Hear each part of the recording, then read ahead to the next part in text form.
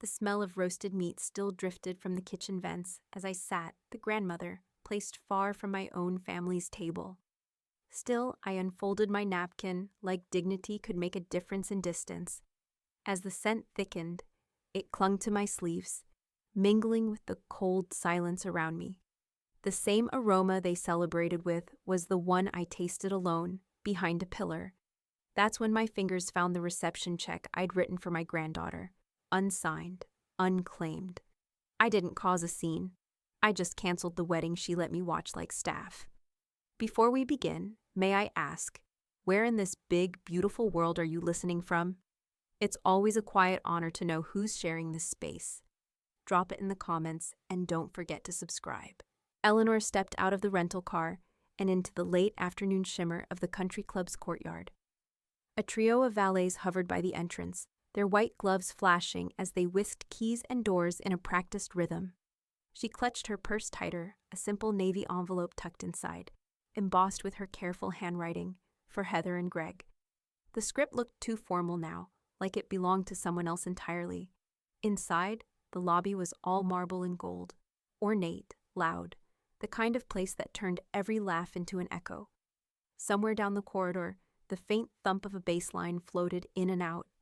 Wedding sounds, celebration sounds, not her sounds.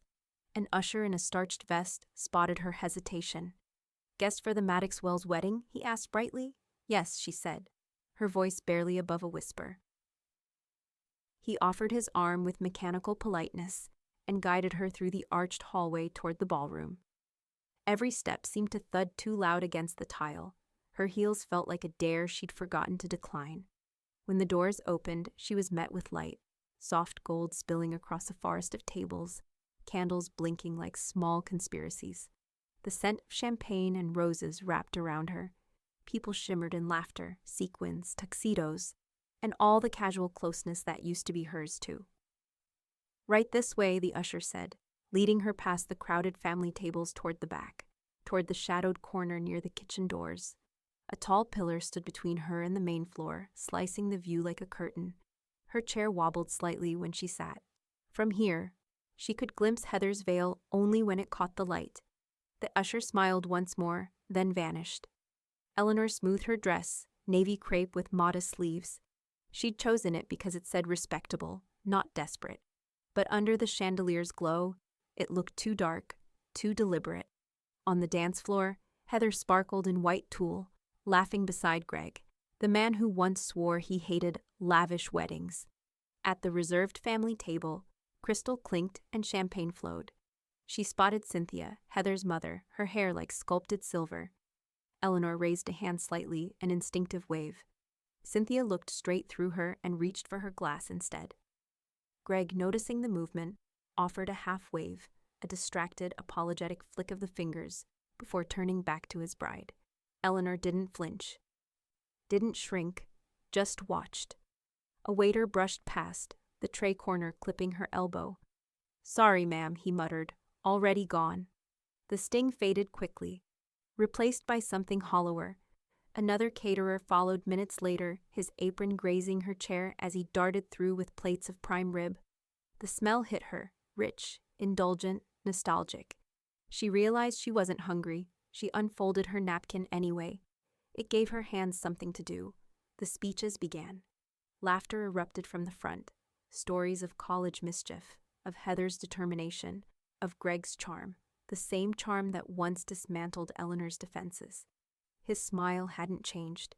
It was still the easy, sunlit grin that made promises it couldn't keep. A ripple of applause carried back to her, dulled by the pillar. She caught fragments of words. Loyalty, forever. Perfect match. The irony burned slow and quiet, like a match inside her ribs. She sipped her water and let her gaze drift across the ballroom. Every surface gleamed. The mirrored walls multiplied their happiness endlessly. 1,000 versions of joy that didn't include her. A violinist swept into a soft refrain, and the guests swayed, golden and unbothered. From her corner, Eleanor looked almost invisible. Almost. But invisibility had its advantages. No one noticed the way her eyes tracked every exchange at that table. The subtle glances, the whispers between Cynthia and Greg's father, the tense smile Heather gave when someone leaned too close. The family table was a stage, and every gesture told a truth they probably didn't know they were revealing. A small smirk tugged at Eleanor's lips. She'd always been good at watching, even better at remembering. The waiter passed again, refilling glasses without looking her way. She let him. There was no rush now. The night was long, and silence could be powerful when properly used. Heather's laughter floated through the room again, louder this time, tinged with the manic brightness of someone performing happiness. Greg's hand rested on her back, possessive, practiced. A flicker of unease crossed Heather's face before she masked it with another laugh. Eleanor caught it, held it, stored it. When the couple began their first dance, the crowd rose to their feet. From her seat behind the pillar, Eleanor stayed still. The soft piano carried across the room, threading between tables, through champagne bubbles and whispered gossip. She watched them turn, slow and perfect, the embodiment of everything that was supposed to be untouchable, but perfection had cracks, always did. And from where she sat, Eleanor could see exactly where they were starting to show. As the applause swelled, she reached into her purse, brushed her fingers over the navy envelope, and smiled faintly. Not yet. The truth didn't need an audience tonight. It only needed time, and time she had plenty of. The drive home was silent except for the steady hum of tires against asphalt. Midnight stretched across the windshield, the moon a faint coin behind a veil of cloud. Eleanor kept one hand on the wheel, the other resting on her lap, her thumb tracing the edge of the seatbelt like it was a worry stone. Her navy dress still carried the faint scent of roses and champagne, souvenirs of a night that pretended not to see her. The country club lights faded in the rearview mirror until they were just a distant shimmer, like something imagined.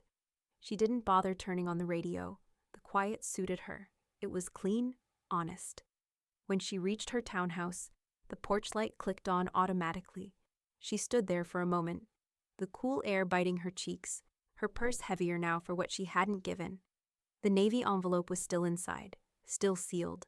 Inside, the house welcomed her with its small familiar creaks, the sigh of the radiator, the ticking of the clock above the kitchen door. She slipped off her heels and padded barefoot through the dim hallway to her study. The desk lamp glowed to life, revealing a space too orderly for most people's comfort. In the center of the desk sat a plain white envelope, the check she'd written 2 months ago, $1,500. Memo. For the wedding, venue, catering, flowers. She'd signed it with her best pen, with steady handwriting, on a day when she still believed being generous meant being remembered kindly. Eleanor sat. The chair gave a soft groan, like an old friend unsure how to comfort her. She laid the navy wedding card beside the check. One gift unopened, one gift unclaimed. Her fingers hovered over the paper, tracing the numbers she once called an act of goodwill. Her phone buzzed on the desk. A text from Joey. Joey, you're within your rights. The funds weren't processed. A pause. Then another message blinked in. Joey, if they didn't file the deposit form, it's on them. Eleanor typed. It's not about the money, then deleted it before sending. Her hand moved to her laptop. The banking app opened with a chime. A cool, sterile interface, her name in the corner, her accounts lined up like soldiers. She clicked on scheduled transfers. There it was, the outgoing payment to Heather Wells' event account. Pending, unprocessed. She hovered over the cancel button. For a moment, she saw Heather's face again, flushed under the ballroom lights, eyes too bright, laughter too brittle. Greg's hand on her back, controlling, steady. The family table glowing with self-importance, crystal glasses clinking in their perfect little circle. Eleanor exhaled, a long deliberate breath, and pressed cancel. The screen blinked once, then shifted. Transaction canceled, funds reverted. The room didn't change, but something inside her did. It wasn't joy. Not quite satisfaction either. It was smaller, colder. Something like correction, like writing the scale, millimeter by millimeter. Another message appeared, this one from Iris. Iris, you did it? Eleanor, yes. Iris, good. They thought you were invisible. Let them feel it in real time. Eleanor smiled faintly. Not the smirk she'd worn at the reception. This one was softer, almost tired. She took a sip from the glass of water she'd left on the desk earlier, now flat and room temperature. Her reflection in the window looked older, sharper somehow. Not cruel, just awake. The screen on her phone lit again, this time with a notification from social media. Heather's profile photo gleamed with new uploads. Eleanor hesitated before tapping. There it was. Best night of our lives. Forever starts. Now. The image was a gallery of curated perfection. Heather and Greg in a tangle of fairy lights. Heather's gown fanned like a halo. Greg mid-laugh, teeth flawless, eyes glossy with champagne. Guests tagged in smiling clusters. Even Cynthia had her moment. Arms raised mid-toast, expression regal and content. Eleanor zoomed in on one shot, the panoramic of the ballroom. The same golden light, the same tables, the same pillar that had shielded her. In the corner, just barely visible, her own silhouette. A blur behind the floral arch, half hidden but unmistakable. Invisible, but still there. She closed the app. The clock on the wall struck 1. Each chime echoed like punctuation in a sentence she hadn't finished writing. Eleanor opened her drawer and took out a folder labeled Contracts. Inside were copies of every payment, every receipt tied to the wedding. Venues, caterers, floral designers. Her name printed neatly at the bottom of several pages. She flipped through until she found the vendor list with Heather's contact initials beside each one. The handwriting wasn't even hers. Her pulse quickened. Heather hadn't signed half these agreements herself. Eleanor had been the guarantor. If payments bounced, those vendors would start asking questions. For the first time all night, Eleanor felt something close to exhilaration. She leaned back in her chair, the faintest smile curving her lips as she whispered to the quiet room, "Let's see how invisible I am now." The check still lay in the center of the desk, white against the wood, gleaming like a challenge. She picked it up, folded it neatly in half, and tucked it into the top drawer beside her pens. Outside, rain began to fall, a gentle tapping against the window pane, as though the night itself were applauding. Eleanor didn't look up. Her eyes were fixed on the glowing screen, refreshing her inbox, waiting, because she knew it was only a matter of hours before someone realized what she'd done. And when they did, that would only be the beginning. The email arrived just after dawn. Eleanor had barely slept. She'd stayed in her robe at the desk, the light from her laptop casting long, cold shadows on the carpet. Rain streaked the window in thin, steady lines, whispering against the glass like it wanted to know what she'd done. The smell of coffee, burnt and overbrewed, hung heavy in the air. The subject line was blunt. Missing deposit confirmation. It was from Cynthia. Heather copied. Greg, too. The body was polite, sugar-coated in the way only passive scolding could be. "Hi, Eleanor. Just following up to confirm that the venue payment cleared last week. We've been notified of a delay on your end. Must be a banking issue?" Eleanor stared at it for a full minute before typing, then deleting, then typing again. Her fingers hovered, calm and deliberate. "Eleanor." It was voided. "I decided not to fund disrespect." She hit send before she could soften it. The click echoed in the room like a trigger pulled. Less than a minute later, her inbox pinged again. "Cynthia, you're being dramatic. This isn't how family acts." Family, the word landed with an acidic twist. The same word Cynthia had used when she'd first asked for help. "Your family, Ellie, and Heather wants everything to be perfect." The same word that somehow always meant do it quietly. And don't expect gratitude. Eleanor sipped her coffee, now lukewarm. Her reflection on the black screen looked steadier than she felt. The phone rang. Greg. She let it ring twice before answering. "Eleanor?" His voice was hesitant, coded in that careful, reasonable tone he'd perfected. "Hey, Heather told me you canceled the check. There must be some misunderstanding." "No misunderstanding," she said evenly. "It was voided. Come on, we can talk about this. The money was for the vendors. It's already been processed," she interrupted. "It wasn't. I checked." A pause, then softer. "Why are you doing this?" She almost laughed. "You had one evening to show me I mattered, Greg. You made your choice." "Eleanor!" but she'd already ended the call. The silence that followed was exquisite. She leaned back, exhaled slowly, and opened her messages. A new notification blinked from Joey. Joey, want me to help you forward the receipts? Keep it tidy, Eleanor. Yes, everything tied to me. Contracts, donations, vendor confirmations. They'll try to make it messy. Joey. On it. Nothing legally owed. You're clear. A moment later, her screen filled with the forwarded documents. Organized, time-stamped, meticulous. She reviewed each one, her eyes scanning over signatures, payment IDs, and the neat stamp of void that marked every check she'd retracted. Each confirmation tightened the calm around her like armor. She saved them all to a new folder on her desktop.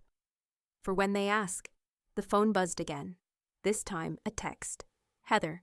Just one sentence. Heather. I thought you understood the seating chart. Eleanor stared at it, her pulse steadying instead of quickening. Of course. Of course that was what it came down to. The seating chart. Hierarchies disguised as logistics. Power disguised as preference. Her thumb hovered over the keyboard. She could respond. She could explain. But what was left to explain to someone who thought proximity to the dance floor equaled love? Instead, she screenshotted the text and filed it away with the others. Proof, she told herself. Not of guilt, but of clarity. The rain intensified, tapping harder against the window. Outside, the early morning was gray and featureless, the kind of light that stripped everything to its true shape. Eleanor closed her laptop and stood, stretching the stiffness from her spine. Her reflection in the window looked different, firmer around the eyes, sharper at the jaw. She'd spent months doubting herself, letting other people narrate her intentions. But now, she felt something precise settling into place. Control. Her phone chimed again, a final message from Iris. Iris. How's the silence treating them? Eleanor typed back. Eleanor. Loud, I think. She set the phone face down on the desk, then walked to the window. Outside, the neighborhood was just beginning to stir, garage doors humming open, lights flicking on, the rhythm of other people's normal lives returning. Eleanor pressed her palm against the glass, watching a single raindrop slide down the pane, carving a faint path through its own reflection. The quiet between messages felt clean again. Then her phone vibrated once more, an unfamiliar number flashing across the screen. The area code was local. She hesitated, a flicker of intuition sparking in her chest. It wasn't Greg, it wasn't Heather, and it wasn't over. She let it ring once more, then reached for it, slowly, deliberately, as though picking up that call might decide what came next. The call came mid-morning. Eleanor was standing by the window, coffee in hand, watching the rain taper off into mist when the unfamiliar number flashed again. The same one from the night before. She let it buzz twice before answering. Eleanor Maddox speaking. The voice on the other end was clipped, professional, with the faint tremor of someone masking irritation. Ms. Maddox, this is Kara Dwyer, from Radiant Events. I managed Heather Wells's wedding coordination. I wanted to follow up about the deposit discrepancy we were notified of this morning. Eleanor turned from the window, her tone smooth. Discrepancy? Yes. The venue and caterer both indicated that your payment didn't clear. You and I discussed this, verbally of course, weeks ago. You were guaranteeing the amount personally, weren't you? There it was, the casual assumption of responsibility, wrapped neatly in practiced blame. Eleanor sank into her chair. No, Miss Dwyer. What we discussed was that I would provide financial support as a family gesture. I didn't sign anything. You'll find the contracts list Heather Wells and Mason Gregson as responsible parties. Kara hesitated. But you were the one communicating payment instructions. You said you'd be covering. As a courtesy, Eleanor interrupted, her voice steady but cool. And courtesies can be revoked. My name's not on your documents, Ms. Dwyer. You may want to review them carefully before implying otherwise. The silence that followed was thick enough to taste. When Kara spoke again, the polish was gone. Then you're saying you're refusing payment? Eleanor smiled faintly. I'm saying it was voided. The word refuse implies I still owe something. A sharp inhale. Well, I'll have to discuss this with the venue then. I think that's wise. She ended the call gently, as though setting down fine china. Moments later, a message pinged from Joey. Joey, they called me too. Said you broke a verbal contract. Eleanor, there was no contract. Joey, exactly. You were never the signer, just family support. I reminded them of that. Eleanor typed, thank you, then added, let them chase paper that doesn't exist. Another notification appeared. This time an email from the venue manager, curt and sterile. Dear Ms. Maddox, we've been made aware of a canceled payment that was to cover outstanding costs for the Maddox Wells event. If we don't receive payment within 48 hours, we'll invoice the primary signees, Ms. Wells and Mr. Mason Gregson, directly. Eleanor read the line twice, then clicked reply. Her fingers moved fluidly, her tone precise and formal. Eleanor, thank you for reaching out. As I'm not listed as a contracting party, I trust you'll handle your own debts with the responsible signees as adults. Best, Eleanor Maddox. She reread it once, then hit send. A few minutes later, a text from Iris. Iris. Oh my God, did you just send that? Eleanor. Yes, Iris. Elegant execution. 5 stars. Eleanor allowed herself a small laugh. It felt foreign in her throat, but not unwelcome. She took another sip of her coffee, it had gone cold again, and glanced at her inbox. New emails were arriving fast now. The quiet ripple of panic she'd anticipated was beginning. The florist requested an updated card. The band coordinator forwarded an invoice. Each message CC'd Heather. Each thread knotted tighter. By afternoon, the tone of correspondence had changed, from courteous inquiries to brittle insistence. She could imagine Heather's expression as she read them. The widening eyes, the mounting confusion that would turn, inevitably, to blame. The phone buzzed again. Greg, finally. But when she opened the message, it wasn't a question, it was just 3 dots. Then nothing. He'd started to type, and then stopped. The absence said more than words ever could.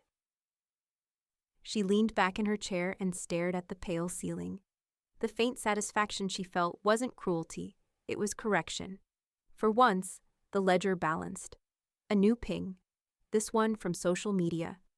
Cynthia Wells, profile picture updated. A sunset over water. Caption. Some people only give to control. Eleanor read it twice, the corners of her mouth curving. It wasn't even subtle. She copied the post link, pasted it into her chat with Iris, and typed, Eleanor. They're predictable, Iris. Of course they are. They spent a lifetime writing your lines for you. Now you've taken the pen.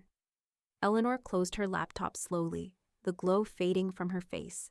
Outside, the sky had cleared to a watery blue, the air bright with the smell of wet pavement. She walked to the window, pressing her fingertips against the cool glass. For a brief second, she pictured the country club ballroom again. Only now the chandeliers flickered, the laughter dimmed. The image fractured in her mind like a cracked mirror. Her phone buzzed once more, but this time it wasn't a message. It was a voicemail alert, unknown number, local again. She hit play. Ms. Maddox, the voice said, tight with frustration. This is Kara Dwyer. The venue informed us they're pursuing Ms. Wells and Mr. Gregson for the remaining balance. I don't know what you think you're accomplishing, but they're furious. I suggest you prepare yourself for fallout. The message ended abruptly, a faint rustle of papers in the background. Eleanor stared at the phone for a long time, then pressed delete. Fallout. The word settled in her chest, neither heavy nor frightening. It was simply accurate. She turned off the desk lamp. Shadows pooled again across the room, soft and deliberate. Her phone buzzed one last time, an incoming text from Heather. Heather, you didn't have to humiliate us. Eleanor read it, set the phone face down, and whispered to the dark, I didn't have to. I chose to. Then she smiled, faint and certain as thunder rolled far off in the distance, slow, promising, inevitable. The first sign of escalation arrived in a white envelope with a banker's seal. Clean, official, almost elegant. Eleanor found it on her porch the following morning, rain still glistening on the edges of the paper. She stood there in her robe, coffee steaming in one hand, envelope in the other. The air was crisp and quiet. No birds yet, no neighbors. Just the thin rustle of bureaucracy arriving on schedule. Inside, a formal notification of dispute. Heather and Greg had filed a complaint with the bank, alleging Eleanor had canceled a check without cause, leaving vendors unpaid and financially harmed. Eleanor smiled as she read. It wasn't a smirk this time, but a small, knowing lift at the corner of her mouth, the kind reserved for déjà vu and predictable plot twists. She set the letter on her kitchen table, next to the vase of wilting tulips. The stems bent in on themselves, petals thinning to paper. Perfect symbolism, she thought absently, and opened her laptop. She clicked through folders until she found the one labeled, "For When They Ask." Every email, every timestamp, every text thread sat there like a row of cleanly stacked dominoes, waiting to fall in the right direction. She began forwarding them, one by one, to the bank's dispute department. The subject line remained the same for each. Formal response to false claim. Supporting documentation attached were screenshots of the contracts, Heather and Greg's signatures, not hers. The email threads where Heather had asked for help covering the deposit just until the bonuses hit. The text from Greg, "We'll handle the rest once the statement clears."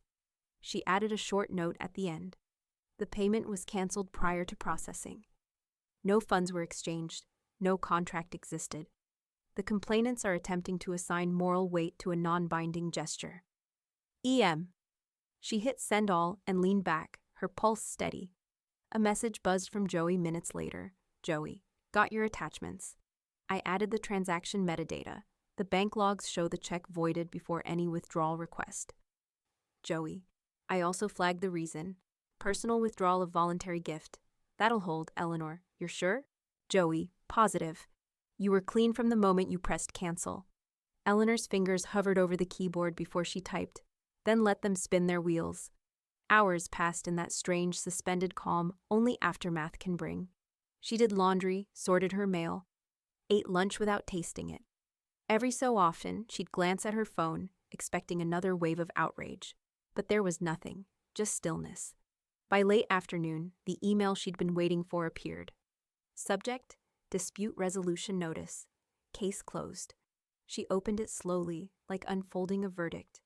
After reviewing the provided documentation, we find no evidence of a financial obligation on the part of Ms. Eleanor Maddox. The disputed transaction was voided prior to deposit. No further action required. Eleanor exhaled through a quiet laugh, the smallest sound, but it felt seismic inside her. Moments later, her phone lit up. Heather Wells, then Cynthia Wells. Then both, again and again, alternating between calls and texts that came faster than she could ignore them. Finally, one call lingered long enough that she answered.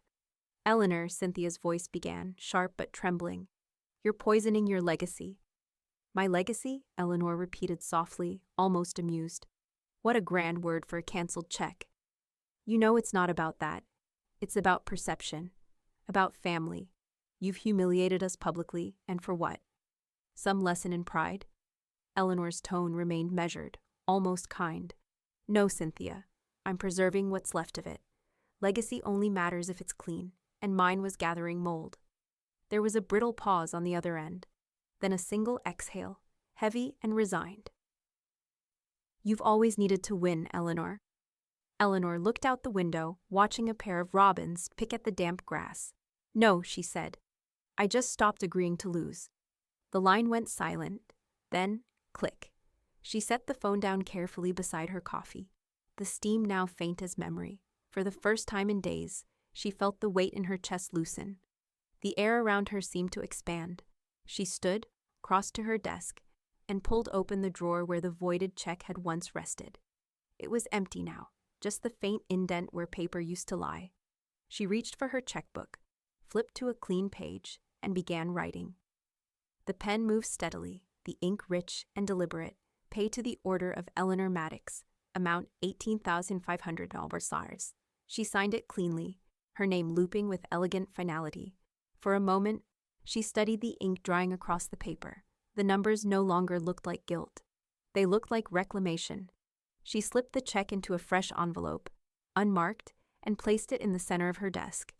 The afternoon light caught its edge, turning the paper into a thin line of silver. Then she whispered, to no one in particular, and perhaps to everyone who had ever underestimated her, "Now it's funded." A soft knock echoed from her front door. 3 sharp raps. No text first, no warning. Eleanor's hand froze halfway to her coffee cup. Outside, through the frosted glass, a figure waited, still, unmoving, and the light was fading fast. The knocking had stopped by the time Eleanor opened the door. Only the echo of it lingered, swallowed by the quiet dusk. A delivery envelope lay on the porch, thick and unmarked, her name handwritten in a hurried scrawl. No return address. Inside, she found documents she hadn't looked at in years, her living trust, still crisp from the last revision. The date in the corner read April 3rd, 2016, the same year her husband died. Eleanor carried it to her desk, smoothing the pages flat beneath the lamp. The names stared back at her like ghosts. Heather Wells, Greg Mason, Cynthia Wells, all 3 listed as primary beneficiaries. The estate, the savings, the townhouse. Everything meant for the family that now treated her like an inconvenient ledger entry. For a long moment, she didn't move, just listened to the low hum of the refrigerator, the faint ticking of the kitchen clock. It sounded almost like approval. Then she reached for a pen. Her handwriting was steady, unhurried. She drew a line through each of their names, one at a time. The ink cut cleanly through the loops of Heather, the smug flourish of Greg, the practiced elegance of Cynthia. Each stroke felt like an erasure of noise. Below, she began writing replacements. Iris Calder, the Eleanor Maddox Education Grant, Marin County Foster Youth Foundation. Her name, finally, would stand for something that grew instead of rotted. She flipped through the pages, reviewing clauses she remembered drafting beside her late husband. He'd insisted on fairness. She'd believed in gratitude. Both of them, she thought now, had been too generous with the wrong people. When she reached the last page, she paused. A small note in his handwriting had been left in the margin years ago. "Make sure it goes where it's needed most, Elle." She smiled. "I'm trying." "Love," she whispered, and signed her name. Her phone buzzed. A message from Joey. "Joey, docs came through. Want me to file the updated trust today?" Eleanor. "Yes. Effective immediately." Joey. "Done. No notification required, by the way. They'll find out only if they ask." Eleanor's fingers lingered on that last line. Only if they ask. The perfect punctuation for a week of silent corrections. She closed her laptop and exhaled. For the first time in months, her chest didn't feel like a locked drawer. The kitchen clock chimed 6. The house, quiet and obedient, waited. She tied her apron and began pulling out ingredients, the motions instinctive. Sugar, lemons, flour. The recipe was muscle memory. Her late husband's favorite lemon cake, the one she used to bake on Sundays when laughter filled the house. As she zested the lemons, the scent lifted into the air, bright, forgiving. It softened the corners of the room, made the silence feel like peace instead of aftermath. She didn't measure the sugar exactly, she just knew. While the cake baked, she sat at the table with a cup of tea, her mind calm, deliberate. The oven light glowed amber, the cake rising slow and sure. When the timer chimed, she set it on the counter to cool, then sliced a single piece. The first bite tasted like permission. Her phone buzzed again. "Iris. Iris. Joey told me. You did it, Eleanor. It's filed. Iris. You're not just rewriting the will. You're rewriting the story." Eleanor smiled into the steam of her tea. "That's the idea," she murmured. Outside, the world was shifting into evening, streetlights flickering, a soft drizzle returning to the pavement. The reflection in her window showed her face framed by lamplight, softer than she remembered, lighter somehow. Her piece lasted all of 10 minutes. The phone buzzed again, social media notification. She hesitated before opening it. Heather Wells posted, "Can't believe how people change when money's involved." The post already had comments. Sympathy emojis. Friends chiming in with "stay strong" and "family can be cruel." Heather had even chosen a filtered photo, teary-eyed, angelic in its performance. Eleanor read it once, then again, feeling nothing. Not anger, not even irritation. Just the cool satisfaction of someone who finally understood the cost of silence and the luxury of no longer needing approval. She walked back to the counter, cut a second slice of cake, and plated it neatly. For herself, for him. for the life that was finally hers again. Then the house phone rang, the one nobody had used in years. She froze. Its sound was deeper, older, a voice from another time. When she picked it up, the line crackled once before a low male voice said, "Ms. Maddox, this is Detective Warren from Marin County Financial Crimes. I'd like to ask you a few questions about a complaint that's crossed my desk." Eleanor's hand tightened on the receiver, but her voice stayed calm. "Of course, Detective. I was wondering when someone might finally call." The letterhead was glossy, embossed in navy ink. Marin County Family Law Mediation Services. The envelope sat on Eleanor's breakfast table between her teacup and a half-sliced lemon, looking far too formal for a Wednesday morning. She slid it open with a butter knife, careful not to stain the paper. Subject: Family Financial Mediation, Maddox Wells Estate Inquiry. Date: Monday, 10 a.m. Attendees: Heather Wells, Greg Mason, Cynthia Wells, and Eleanor Maddox. Beneath the polite invitation, a single line caught her eye. Participation is encouraged but not required. Eleanor smiled faintly. "Not required," she repeated, setting down her tea. The words gleamed like permission. She walked to her study, opened her laptop, and drafted a single-sentence reply. "Eleanor, thank you for the notice. I declined to attend." She hit send, no signature, no apology. The morning air through the open window smelled faintly of rain and cut grass. Somewhere down the street, a dog barked once and stopped. Eleanor leaned back in her chair, exhaling slowly. She'd expected this. Heather's next act. The legal theater of resolution. By afternoon, the first email came. "Heather, Eleanor, this could have been solved with a conversation." Eleanor's fingers hovered over the keyboard. The cursor blinked in the white silence of the reply box. When she finally typed, her words were exact. "Eleanor, there was a conversation. It was where you seated me." She read it once, then hit send. A few minutes later, her phone lit up with a voicemail notification. "Greg." She hesitated, then played it on speaker, setting the phone beside her cup. "Eleanor," Greg began, voice heavy with forced reason. "I get that you're upset. You have every right, but don't burn the whole bridge, okay? You've made your point. Let's not ruin what's left." The message ended with a sigh, the kind people use when they still think they have leverage. Eleanor stared at the phone until the screen dimmed. Then she stood, slipped on her gardening gloves, and stepped outside. The late afternoon light slanted through her backyard, the same yard where she and her husband had spent decades planting and arguing and forgiving in equal measure. The air carried the sweetness of damp soil and lilac. Birds hopped along the fence, unconcerned. At the far edge of the yard, the rosewood tree waited. It had grown tall but uneven over the years, its lower branches crowded with thorns, some dead wood tangled beneath. Eleanor took her pruning shears from the hook by the shed. The metal gleamed in the sunlight, cold and decisive.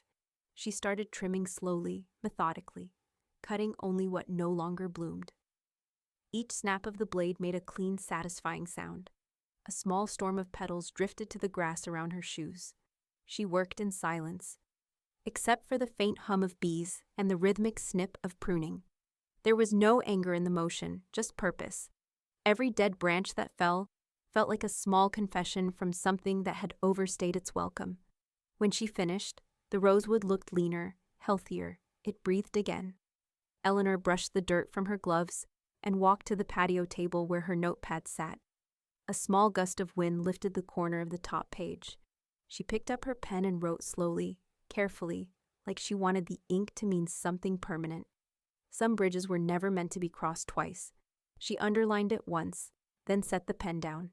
From the house, her phone vibrated again, text alerts stacking one over another. Heather's name, Cynthia's, even a number she didn't recognize, likely someone's lawyer trying to sound neutral. She didn't move to answer.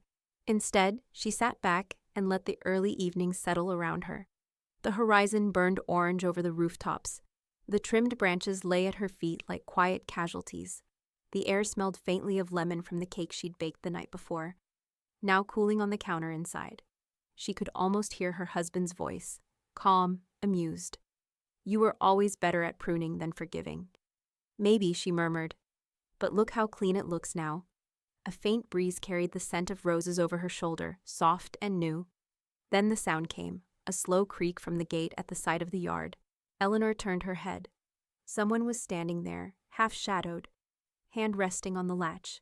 A man's silhouette, broad-shouldered, still. "Ms. Maddox?" a voice called gently. The light caught the edge of a badge clipped to his belt. Detective Warren. He stepped forward, the gate closing behind him with a click. "We need to talk," he said. "It's about the complaint. I think you'll want to hear this in person." Eleanor stayed seated, calm as dusk, the pruning shears glinting softly beside her on the table. "Then by all means, detective," she said evenly. "Let's talk." The wind shifted again, carrying the faint scent of lemon, roses, and something sharper beneath. The garden, for a heartbeat, held its breath. By Saturday morning, the world had already chosen sides. Eleanor learned that before she even made it to the kettle. Her phone, charging overnight on the kitchen counter, blinked with a cascade of notifications, each one a tiny flare of noise in what had once been silence. The first came from Iris. "Iris, you might want to stay off social today." Eleanor poured the water anyway. The whistle of the kettle was steady, grounding. She wasn't the kind of woman who flinched at gossip or at anything that couldn't survive the daylight. Still, curiosity won. She opened the app. There it was. Heather Wells, profile photo softly lit, caption composed like a statement rather than a post. "When elders weaponize money, everyone loses." Beneath it, a carousel of wedding photos reused, familiar smiles repurposed for pity. The comments came in waves, a digital chorus of sympathy. "You deserve better. Family shouldn't be transactional. So sad when pride destroys love." Eleanor scrolled slowly, expression unreadable. Her tea steeped beside her, untouched. Then the tide began to shift. A user named Miriam Cooks, no profile picture, just a kitchen logo, commented, "I catered that wedding. Is this the same Eleanor who sat behind the pillar by the kitchen doors? She ate alone." The thread exploded. Someone else chimed in. "Wait, wasn't she family? Why wasn't she seated with them?" Another user posted a screenshot. The panoramic wedding photo, the one Heather had uploaded weeks earlier, where Eleanor's shadow sat, barely visible, behind the floral arch. This was her table? More comments flooded in. "That's cruel. You don't treat people like that, especially not family." "Weaponize money." Sounds like someone weaponized shame. Within an hour, the tone had changed entirely. Sympathy had curdled. People weren't defending Heather anymore, they were dissecting her. One user wrote, "So she humiliated her own aunt at her wedding, and now she's mad she didn't get the check? Yikes." Eleanor scrolled in silence. She wasn't smiling exactly, but the faintest warmth touched her eyes, the kind that comes when the truth no longer needs defending. A notification popped up. Cynthia Wells had commented on Heather's post. People forget the private pain behind public stories. It was vague, pleading, and it only made things worse. The replies came fast. "Maybe you forgot decency." "Public stories exist because you made them public." Eleanor could almost hear the chaos brewing in their living rooms, phones buzzing, voices raised. The panic of reputations unraveling one comment at a time. Her phone buzzed again. "Iris. Iris. They just turned themselves into a cautionary tale." "Iris. You didn't even have to lift a finger." Eleanor set the phone down beside her tea. "That's the point," she murmured. She walked to the window, pulling back the curtain. Outside, the garden glowed under a calm gray sky. The rosewood she'd trimmed stood clean and skeletal, its shape deliberate. The air smelled faintly of soil and lemon peel. Inside, her phone kept buzzing, lighting up the counter like a metronome. Notifications multiplied, climbing faster than she could read. A few caught her eye. "This story makes me sick. Money isn't the issue, respect is. I worked that event. That woman was polite to everyone. The rest were too busy posing." And then, buried among hundreds of replies, one comment from someone named R.C. Dwyer Events. Kara, the planner, she never signed a thing. The check was her gift to give, or not. The rest of them knew that. Eleanor blinked once, slow, the final domino falling of its own accord. She picked up her tea and walked into the living room. The afternoon light softened the space into a gentle gold. Her husband's photo sat on the mantel, him in his fishing hat, half smiling, eyes squinting into sun. She raised her cup slightly toward him, a quiet toast. "Guess I didn't have to prune much," she said softly. "They're cutting themselves down just fine." Her phone vibrated again. This time, it wasn't a text or an alert. It was a call. Unknown number, local area code. Eleanor let it ring twice before answering.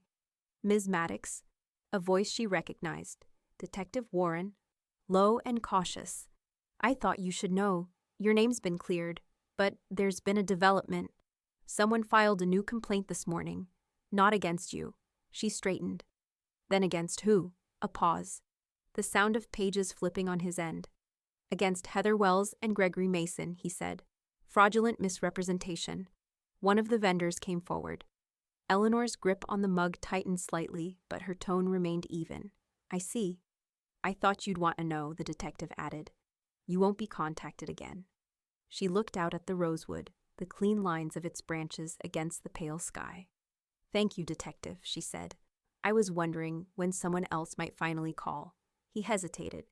"You sound unsurprised." "I'm not," she said simply, and ended the call.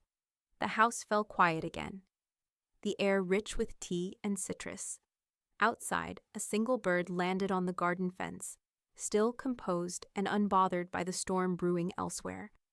Eleanor watched it for a long time, then whispered to the empty room, "Let them lose what was never really theirs."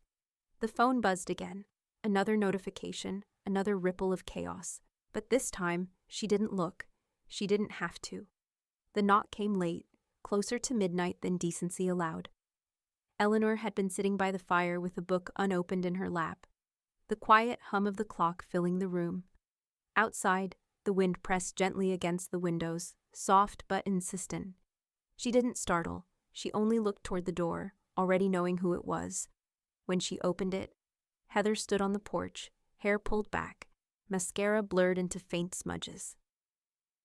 The porch light washed her pale, as if even it hesitated to claim her. "Do you feel better?" Heather's voice was brittle, sharp around the edges. "Humiliating me like that?" Eleanor regarded her for a moment before answering. "You were already doing that," she said evenly. "I just stopped covering for you." Heather blinked, the fury on her face faltering into disbelief. "You think this makes you the better person?" "No," Eleanor said. "It just makes me honest." The wind carried a faint chill through the open doorway. Behind Heather, the streetlights glowed dimly against the fog rolling up from the bay. Eleanor could see Heather's car idling at the curb, its headlights cutting pale lines across the driveway. "You didn't have to let people turn on me," Heather said, voice trembling now. "You could have said something. You could have stopped it." "I didn't start it," Eleanor replied. "You did, the moment you made me a prop for your story." Heather's lip quivered. "It was just a mistake." Eleanor stepped closer, her tone still calm, almost gentle. "No, Heather, it was a message. You wanted me small. You wanted me silent. You seated me behind a pillar and called it oversight. You wanted to remind everyone, and me, where you thought I belonged." Heather shook her head, tears spilling over now, streaking through the remnants of her foundation. "It wasn't like that," she whispered. Eleanor tilted her head. "Then tell me how it was." Heather's mouth opened, but no sound came.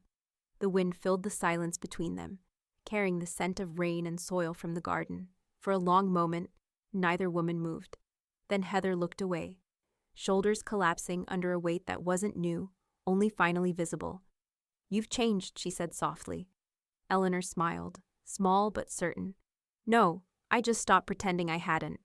Heather's breath hitched once before she turned. She didn't slam the door or speak again. She walked back down the porch steps in silence, her heels scuffing against the stone. The car door shut with a dull thud.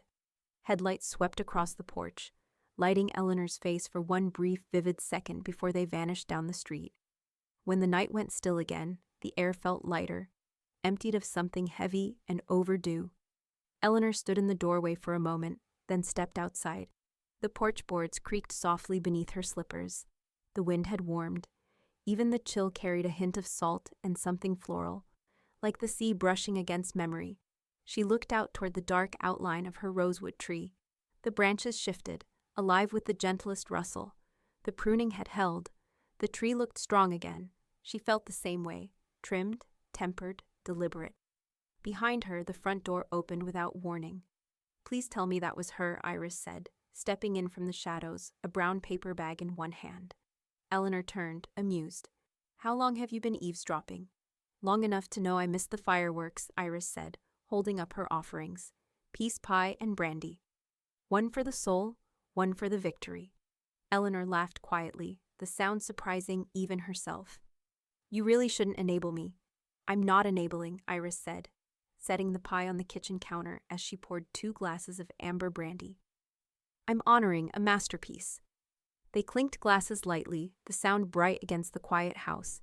Outside, the porch still smelled faintly of rain and old roses. Eleanor looked toward it, a ghost of a smile crossing her face. "Damn," Iris said, sinking into a chair, eyes sparkling. That was satisfying. Eleanor took a slow sip, the brandy warm as truth. "Yes," she said. "But it wasn't revenge." "No?" Iris raised a brow. Eleanor looked toward the garden, where the rosewood silhouette swayed in the night breeze. It was maintenance. The clock ticked once, twice. Then the lights flickered, just enough to make both women pause. Eleanor glanced toward the window. Out in the dark, a car had stopped at the curb again. The engine idled, headlights off this time. Neither woman spoke. The quiet stretched thin. Then Iris whispered, "Expecting anyone else?" Eleanor set down her glass. "No," she said softly, eyes narrowing toward the motionless car. Then she added, reaching to switch off the porch light, "Let's see who still thinks they can knock." Morning found the house unusually still. Even the refrigerator seemed to hum more softly, cautious not to disturb the quiet that had settled overnight. Outside, fog pressed against the windows, turning the garden into a pale, shifting blur. Eleanor sat at the kitchen table, half dressed for the day, her cardigan buttoned unevenly. The remnants of last night's brandy glimmered faintly in a glass beside her tea. Iris's pie sat covered in foil, half-eaten, like a peace treaty she didn't need to finish. The phone rang, landline, not mobile. The tone was sharp, insistent, the kind that didn't wait for invitation. She didn't rush to answer. The first ring passed, then the second. On the third, she lifted the receiver. "Eleanor Maddox." A pause. Just breath at first. Then Cynthia's voice, low but charged. "Greg is hurting. You've caused chaos." Eleanor leaned back in her chair. "No," she said quietly. "I caused clarity." "You always twist things," Cynthia snapped. "You think you're teaching lessons, but all you do is wound people who loved you." "Greg hasn't been sleeping. Heather's afraid to leave the house. Their names are everywhere. News feeds, gossip sites. Those are consequences, not wounds," Eleanor interrupted. Her tone wasn't cruel, just factual. "I didn't start the noise. They did when they mistook performance for privacy." "Do you even want a family anymore?" Cynthia's voice cracked on the word family, as though it had grown too brittle to hold. Eleanor let the question sit between them. Steam curled up from her mug, dissolving into the air. Finally, she said, "Not one that treats me like furniture." Cynthia's silence lasted longer than Eleanor expected. When she finally spoke, it was softer, almost pleading. "You think this makes you strong, but it doesn't. It just makes you alone." Eleanor's eyes flicked toward the window.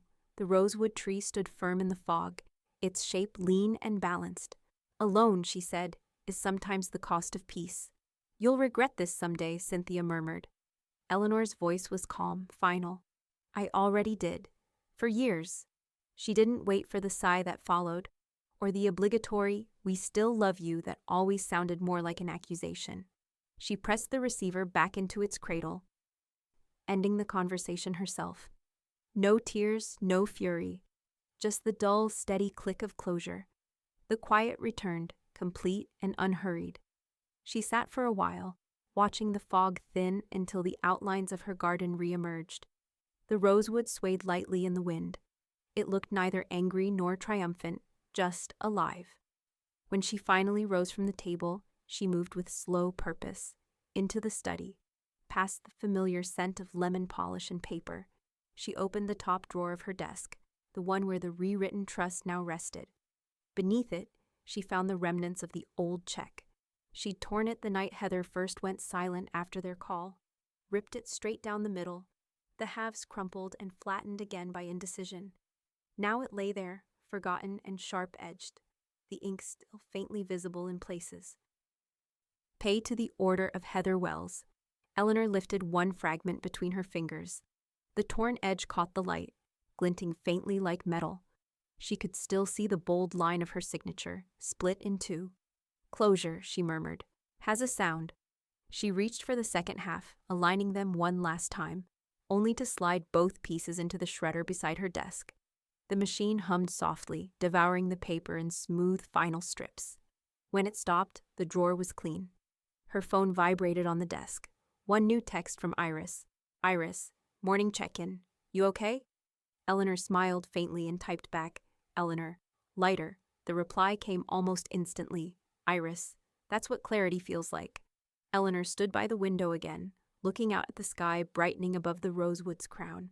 The fog was lifting, sunlight breaking through in narrow beams.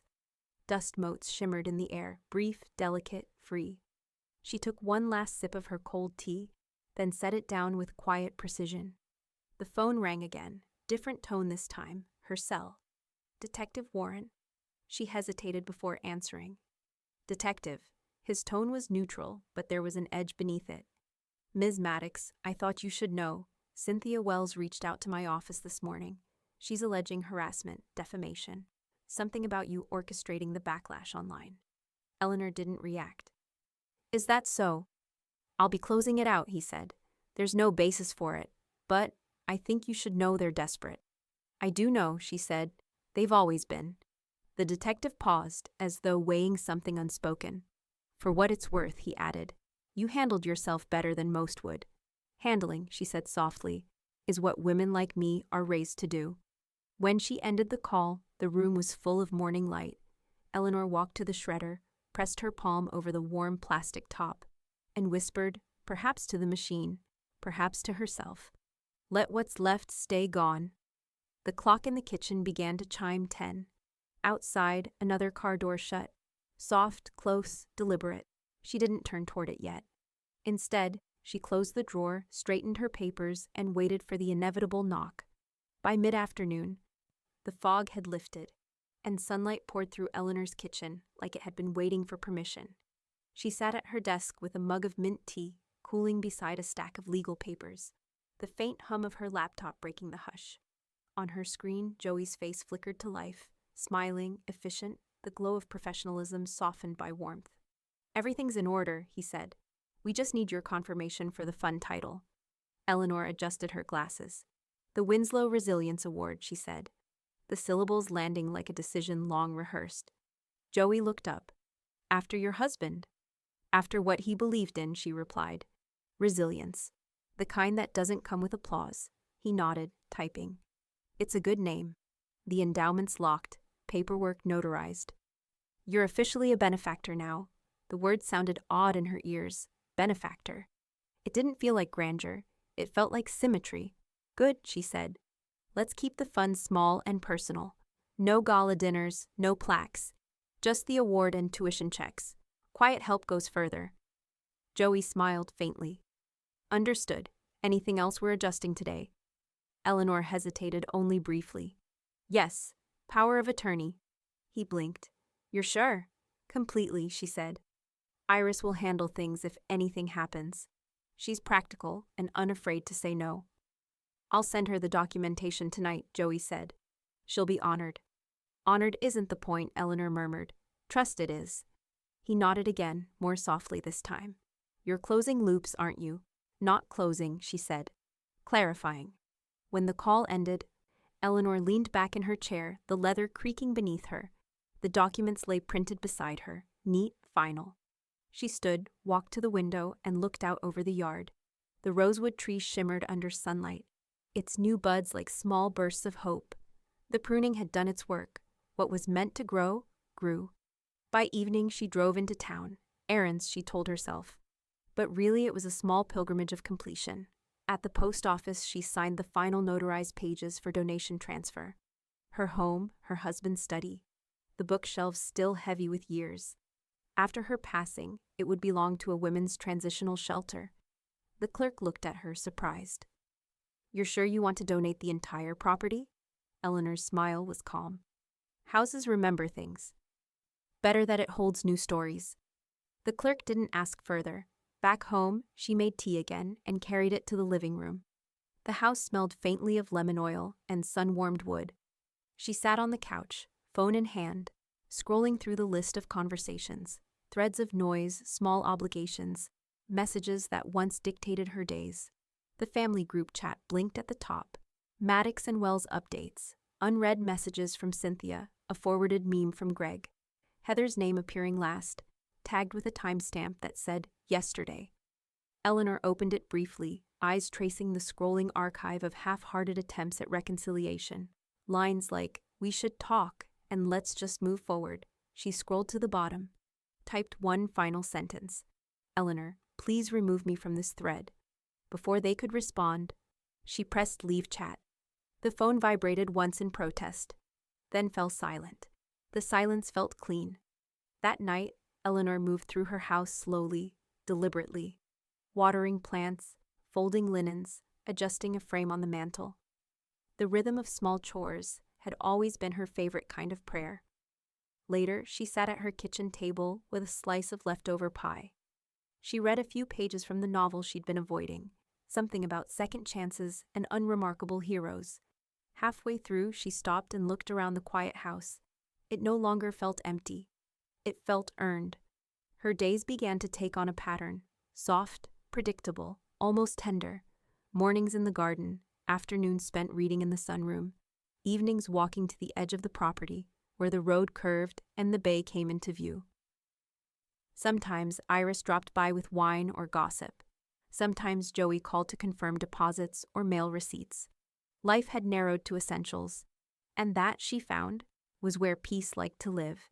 She sent no thank you notes, no explanations, no apologies. The world would write its own version of her story anyway. She was finally content not to edit it. One afternoon, while sorting her mail, she found a padded envelope addressed in an unfamiliar hand. No return address, just her name. Inside, wrapped in tissue, was a folded photograph. It was from the wedding. Someone, she guessed Kara, had taken it from the corner where the caterers moved. In the photo, Eleanor sat at her table, alone, half in shadow, watching the dance floor. But in this angle, the light caught her face differently. Not sad, not excluded, just quiet, certain, knowing. Tucked behind it was a single note on plain stationery. Sometimes silence wins louder than sound. No signature. Eleanor smiled faintly, the expression reaching her eyes this time. She slipped the photograph into the frame beside her husband's picture, the two of them now side by side, him sunlit and smiling, her composed in half shadow, both faces calm in their own way. She took her cup of tea to the window one last time, watching the sky turn from gold to violet. The horizon shimmered faintly, and somewhere far off, the first stars began to appear. Her phone buzzed once on the counter. A new message from Joey. Joey. Transfer confirmed. The Winslow Resilience Award is live. First recipient next spring. Eleanor set her tea down, folded her hands, and let the quiet fill the room again. For the first time in a long while, she didn't feel like someone waiting for something. She felt like someone who had finished. Then, from outside, came the faint sound of a car door closing. Again. She glanced toward the window, her reflection faint in the glass. Another knock would come soon. She could feel it. But this time, she wouldn't wait for it. The letter came on a Tuesday, slipped among bills and flyers as though it were nothing at all. Eleanor almost missed it. The envelope was plain, hand-addressed, the kind of careful cursive that belonged to someone who still believed handwriting mattered.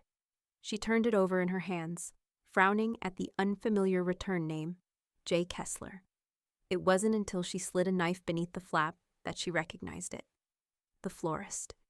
Inside was a short letter on thick cream stationery, the kind that carried its own weight before the ink ever dried. Ms. Maddox, you don't know me personally, but I arranged the flowers at the Wells wedding. I remember you clearly. You were sitting near the kitchen doors, alone, but not unnoticed. I wanted to say I'm sorry. It didn't sit right seeing that. We talked about it, a few of us vendors, afterward. You carried yourself with more grace than the whole room combined. There's a photo one of my assistants took at sunset. You probably didn't know she caught you in the frame. I think it belongs to you. Respectfully, Julia Kessler. A small photograph fell from the envelope and landed face down on the table. Eleanor hesitated before turning it over. The image was simple. No glamour, no pretense. Just her, profile half lit by the dying sunlight filtering through the ballroom window. The angle caught her expression mid-thought. Not sad, not bitter, but utterly composed. Her hands folded neatly on the tablecloth, eyes directed toward something unseen.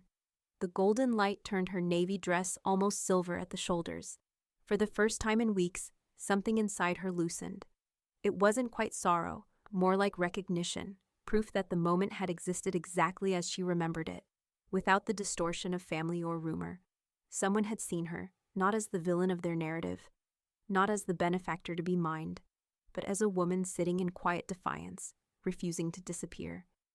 Her breath trembled once, and a single tear fell onto the photo's glossy edge.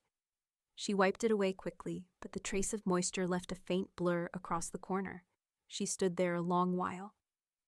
The room utterly silent except for the clock's low tick and the distant hum of the refrigerator. Outside, the rosewood tree swayed gently in the breeze, a reminder that trimmed things could still bloom again. The phone buzzed against the counter. Iris, you there?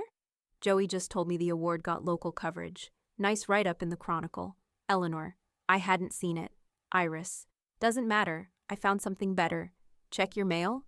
Eleanor smiled softly. Always 2 steps ahead, she murmured, texting back. Eleanor, I did.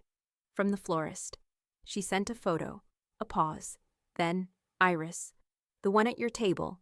Eleanor, yes. Sunset behind me. Iris, that picture says everything they couldn't. Eleanor looked down at it again. Iris was right.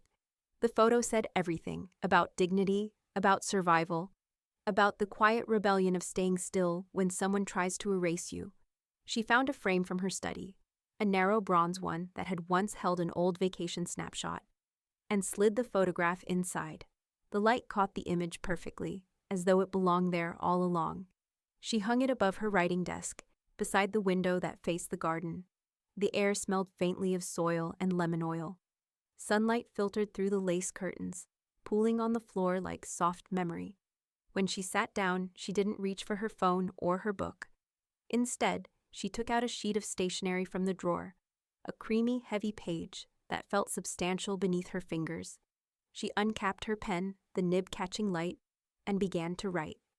At the top, she printed in small, deliberate script, "To myself." Below that, a title, "Dignity is expensive." Pay it anyway. She paused, staring at the words. They looked bolder than she felt, and yet entirely hers. Her handwriting flowed slow but steady. Each sentence was simple, certain, earned. You do not owe softness to those who mistake it for permission. You do not owe explanation for boundaries built from bruises. You owe yourself the luxury of peace, and the cost is solitude. Pay it without regret. By the time she reached the bottom of the page, the light outside had changed. The sun was sinking again, staining the edges of the clouds in amber and rose. The same hour of day captured in the photo above her desk, the same soft, forgiving glow. She read the letter once, folded it cleanly, and slipped it into the top drawer beside the other papers that marked her reclamation. The trust, the award documentation, the canceled checks. Then she looked up at her own image framed above. The woman in the photograph seemed to meet her gaze directly now, calm and unswayed. A knock sounded faintly from somewhere in the distance. Perhaps the front door, perhaps only the wind pressing against it. She didn't move, not yet. Instead, she whispered to the photo, to the quiet, to the version of herself who had endured the longest silence of all. You paid it, Eleanor, and it was worth every cent. Outside, the rosewood branches stirred again, scattering a few last petals into the dusk. And somewhere beyond the window, A car door closed softly, then another, farther away, before the evening settled back into peace. It arrived as a voicemail on a Wednesday morning, quiet, unannounced, the way guilt often comes. Eleanor had been in the garden, pruning back lavender for the season, when her phone buzzed in her pocket. She didn't check it right away. The sunlight was gentle, and the air smelled of new soil and rosemary. Whatever the world wanted could wait until she finished this one clean cut. When she finally stepped back inside, her gloves still streaked with dirt, she saw the missed call. Greg Mason. The message icon blinked at the corner of her screen. One new voicemail. For a moment, she simply stared at it, thumb hovering above play. She hadn't heard his voice in weeks. Not since the mediation that never happened. Not since the night Heather appeared on her porch. Then, slowly, she pressed the button. Eleanor, hey, it's Greg. I don't know if you'll even listen to this. I wouldn't blame you if you didn't. His voice was lower than she remembered, rough around the edges, as if speaking cost him something. I just wanted to say I'm sorry. I should have said it a long time ago. We were selfish, I guess. I was. You gave more than we ever deserved, and He stopped, exhaled hard. I don't know how things got so ugly. Heather's a mess. Mom won't talk to anyone. And me? I keep thinking about that night. You sitting there. I saw you, you know. I saw you alone and I didn't move. I told myself it would have made things worse if I had, but that was a lie. Another pause. Then quieter. You didn't deserve that, Eleanor. Any of it. And I wish I'd said that when it could have mattered. The message ended abruptly, replaced by silence and the faint tick of the kitchen clock. Eleanor stood still for a long time. Then she played it again. The words filled the house like smoke, lingering, clinging, uninvited. When it ended the second time, she didn't save it. Her finger hovered over delete for a heartbeat before pressing it. The click was almost imperceptible, but final. She set the phone down and exhaled through her nose, slow and steady. There was no surge of victory, no ache of longing, just a quiet acceptance that some bridges weren't rebuilt. They were simply left to stand as monuments to what had once crossed them. That afternoon, she logged into her banking app and made a transfer, $2,000 to the Marine Women's Transitional Shelter, marked anonymously under the note, in memory of lessons learned late. Then, on impulse, she opened another tab, the one for the Winslow Resilience Award. She added a second line to the donation roster, in honor of Gregory Mason, for learning to see. No message, no card, no acknowledgement request. Just a name and a gesture that expected nothing in return. Later, she called Iris. I got a voicemail this morning, she said. From who? Greg. Iris was quiet for a beat. And? Eleanor poured herself a glass of water, watching the light ripple across the surface. It was halting, honest even, but I deleted it. You didn't even tell him about the donation? Eleanor smiled faintly. He never asked the right questions. He only ever wanted the right answers. Iris made a soft noise, a mix of admiration and something like awe. You're impossible. Not impossible, Eleanor said. Just finished. That evening, she drove to the community center on the edge of town. The old brick building had once been a library, now repurposed for workshops and classes. She'd been volunteering there quietly for months, helping organize forms, teaching budgeting to women starting over. Tonight was her first full session alone. The classroom smelled faintly of coffee and pencil shavings. 6 women sat in a semicircle, notebooks open, eyes tired but attentive. Eleanor stood at the front with a whiteboard marker in hand. All right, she began, her voice steady. We're not here to talk about money as numbers. We're here to talk about it as language. What it says, who gets to speak it, and when you decide to say no. The women nodded. Someone in the back whispered, That's different, and Eleanor smiled. She walked them through balance sheets, through setting boundaries, through the quiet power of keeping receipts. Not just financial, but emotional. By the end of the hour, the board was filled with lines and notes, her handwriting looping in calm precision. When she closed her binder and said, That's enough for tonight, the class didn't move at first. Then one woman began to clap, hesitant, grateful. The sound spread until the small room was filled with applause. genuine and soft. Eleanor's throat tightened unexpectedly. She bowed her head slightly, accepting it, not deflecting this time. Afterward, as she packed her things, one of the younger women approached her. "You said something earlier," she said shyly, "about saying no being its own kind of wealth. I wrote that down." Eleanor looked at her and smiled. "Then spend it wisely." Outside, the night was cool and quiet. She stepped into it slowly, the hum of streetlights faint above her.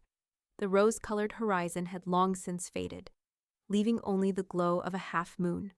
Her phone buzzed once, another voicemail alert from an unknown number. She didn't open it. Instead, she looked up at the sky, whispered to the dark. Some words don't need to be heard twice. And for the first time in her life, she believed it. Eleanor was wiping down the whiteboard after her evening class when she noticed the young woman hovering by the door. Nervous, uncertain, her hands twisting the strap of a faded catering apron. The fluorescent lights buzzed softly above them. The classroom empty, except for the two of them. "Ms. Maddox?" the woman asked. "Do you have a moment?"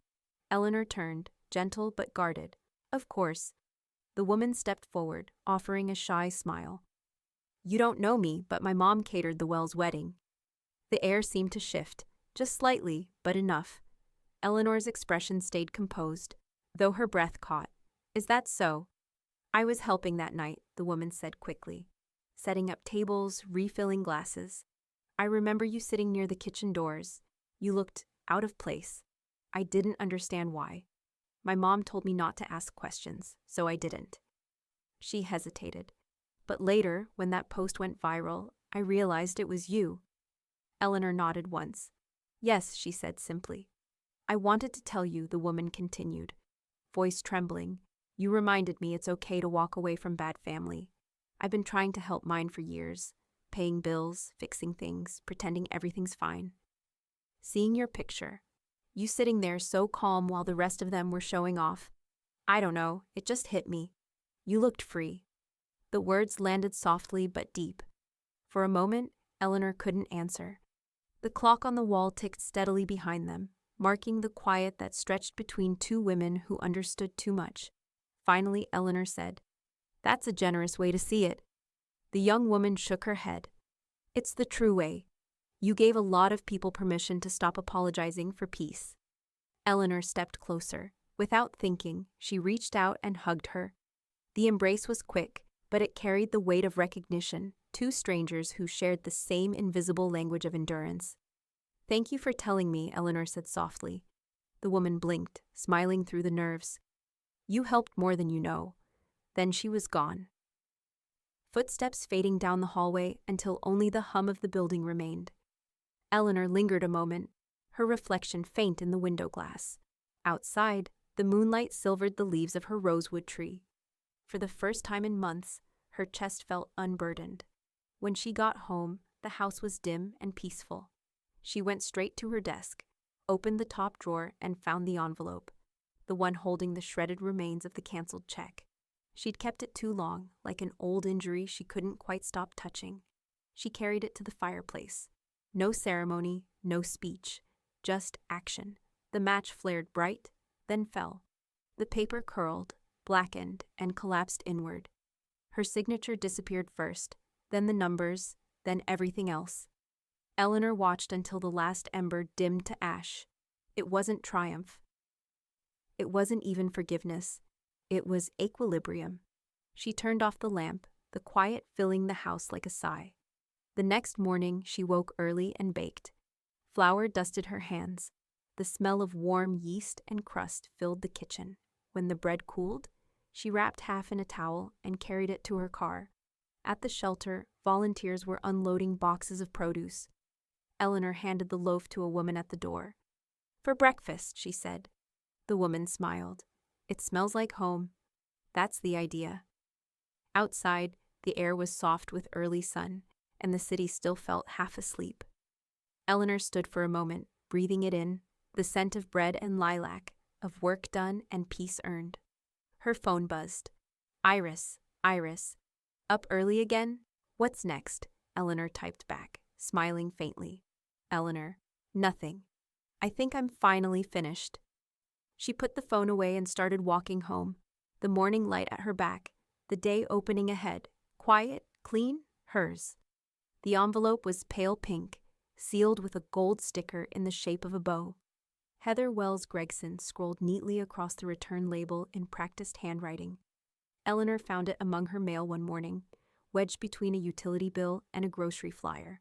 She didn't need to open it to know what it was. The paper was heavy, too expensive for what it carried. She held it under the kitchen light for a moment, studying the glimmering cursive embossed on the front. "You're invited. A baby shower." She laid it on the counter beside her tea and stood for a while, motionless. Outside, a sparrow tapped at the window, impatient with its own reflection. When the kettle began to whistle, she moved toward the drawer where she kept her pens. On a small note card, she wrote in careful, deliberate script, "Declined. Return to sender." She slipped the card into the pink envelope, sealed it again, and set it by the door with the rest of the outgoing mail. There was no anger in the motion, just completion. By afternoon, Iris arrived for tea. She brought lemon biscuits and the easy comfort of someone who never asked for explanations. They sat at the kitchen table, the window open just enough to let in the hum of spring. 2 finches perched on the fence outside, darting back and forth like punctuation marks between their sentences. "Mail's getting fancy again," Iris said, nodding toward the returned envelope. "Some invitations aren't worth opening," Eleanor replied, pouring the tea. They watched the birds for a while, letting the quiet do most of the talking. The room smelled of chamomile and sunlight.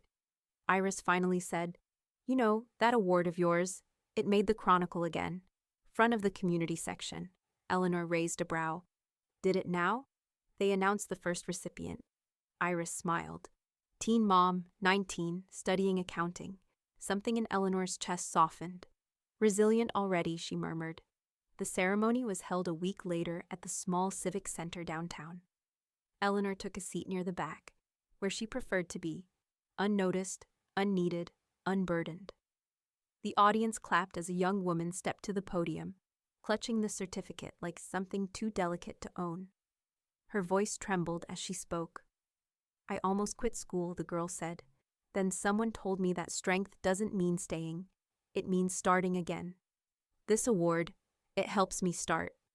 Eleanor's hands met in a quiet rhythm of applause. She didn't stand. She didn't wave, but the warmth in her chest spread like sunrise. Iris leaned over and whispered, "You did that." Eleanor shook her head. "She did that. I just moved the funds." The crowd laughed softly when the girl finished, and the applause rose again, bright and full. From the back row, Eleanor smiled, a real one this time, unguarded. She thought of the long road behind her, the kitchen doors, the unused checks, the silence that once felt like exile, but now felt like peace. Her legacy, she realized, no longer sat at the edge of the room. It stood at the center of one. When the ceremony ended, she slipped out before anyone could thank her. Outside, the air was cool and fragrant with blooming jasmine. She walked to her car without looking back. That night, she sat by the window, the same one where the rosewood tree swayed gently in the breeze. The stars were low and bright. On the table beside her sat another cup of tea, half empty, cooling slowly.